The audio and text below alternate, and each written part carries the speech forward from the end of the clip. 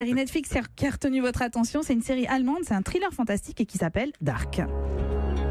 Oui, on part à Winden, une petite ville allemande, voilà, située en bordure de forêt et proche d'une immense centrale nucléaire.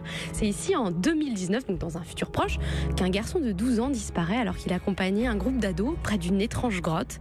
4 familles partent alors à sa recherche, mais surtout elles s'interrogent, car 33 ans plus tôt, en 86, un jeune garçon avait également disparu dans les mêmes circonstances mystérieuses. Alors je sais, moi ça me fait penser évidemment à Stranger Things, que vous m'aviez incité à regarder. Comment vous dites Stranger Things, ah vous m'énervez. Stranger Things, je l'ai très bien dit.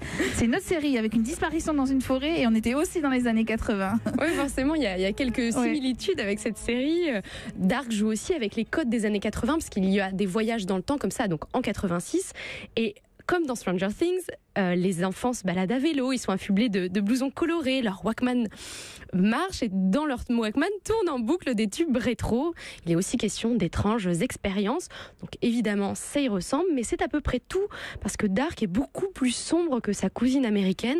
L'atmosphère est froide, chargée, il pleut beaucoup à Winden, ce qui donne à la série un côté polar nordique, très esthétique. Et puis la bande-son omniprésente, avec les compositions de Ben Frost et la musique d'Agnès Obel, accentue cette impression.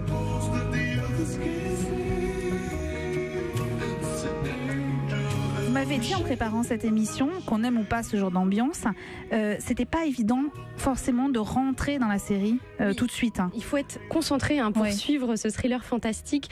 Donc ne faites pas autre chose en même temps, c'est pas la peine, vous perdrez le fil. D'abord parce qu'il y a une multitude de personnages, donc il faut quand même pouvoir s'y retrouver. Et puis il faut du temps pour savoir où Dark va nous emmener. C'est un puzzle très complexe qui se construit petit à petit d'épisode en épisode. Mais ça vaut le coup de persévérer quand même. Oui, vraiment, parce que la série, elle a plusieurs atouts, notamment esthétiquement, elle est très belle. Et malgré des dialogues qui sont parfois un peu faibles, eh bien les acteurs, eux, sont très bons. Surtout, elle nous fait voyager à travers plusieurs époques, donc 86, mais aussi on ira en 1953. Et par ce biais, ça nous pousse à une véritable réflexion autour de la notion de temps et d'existence. On s'interroge, tout est-il écrit d'avance ou nos choix peuvent-ils avoir une quelconque influence sur nos vies? C'est une vraie leçon de philosophie. Et alors son autre force, c'est de parler des hommes et de la nature, c'est ça? Oui, de la violence qui appelle la violence, de mensonges, de passion, de trahison.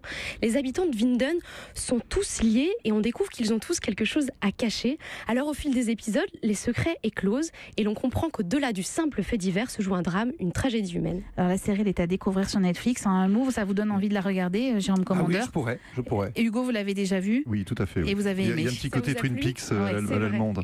Mais c'est vachement bien.